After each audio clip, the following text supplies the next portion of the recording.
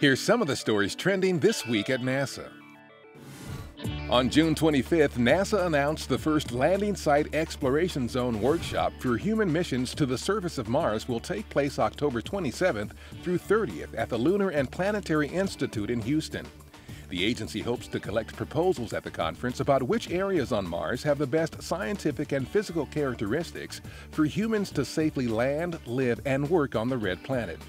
Once identified, the potential exploration zones could be further imaged by NASA's Mars Reconnaissance Orbiter and Mars Odyssey spacecraft to create better resolution maps for mission planning. The Mars Odyssey spacecraft recently completed its 60,000th orbit of the red planet. Odyssey, the longest operating spacecraft ever sent to Mars, has been in Martian orbit for almost 14 years. In that time, it has discovered widespread water ice beneath the planet's surface, and the expectation is that Odyssey will continue to help pave the way for the first humans to journey to Mars in the 2030s. NASA helped ring in the Martian New Year recently at the invitation of the citizens from Mars, Pennsylvania. The celebration of Mars's New Year, which happens about every 2 Earth years, included 3 days of science, technology, engineering, arts, and mathematics, or STEAM activities, to encourage young people to pursue careers in these fields of study, which are critical to NASA's journey to Mars. The June 25th Mars Day on the Hill provided an opportunity for NASA Administrator Charlie Bolden and other agency officials to show members of Congress the progress of NASA's journey to Mars. Astronauts Reid Wiseman and Barry Butch Wilmore, in town to share experiences from their recent missions aboard the International Space Station, also were there.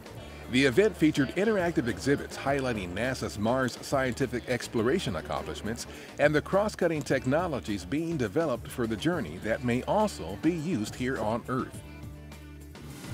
Reid Wiseman and Butch Wilmore made several other appearances while in the Washington area. On June 22nd, Wilmore, who helped make the first 3D printed part in space, visited the Arlington, Virginia Tech Shop, a do-it-yourself workshop and fabrication studio. While there, he talked about being a maker while in space.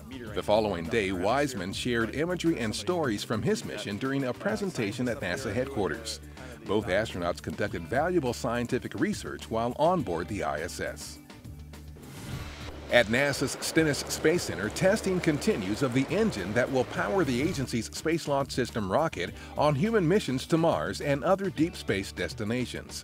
The 650-second test was the 4th in the current series of 8 planned test firings to evaluate the design and functionality of the engine. 4 RS-25s will be installed on the completed SLS core stage. Divers at NASA's Neutral Buoyancy Lab, or NBL in Houston, tested prototype tools designed by students in the Micro-G Neutral Buoyancy Experiment Design Teams, or Micro-G Next program. Micro-G Next challenges college undergrad students to design, build, and test a tool or device that addresses a real and current space exploration problem. The students then oversee the test operations in the simulated microgravity environment of the NBL. And that's what's up this week at NASA. For more on these and other stories, follow us on social media and visit www.nasa.gov/twan.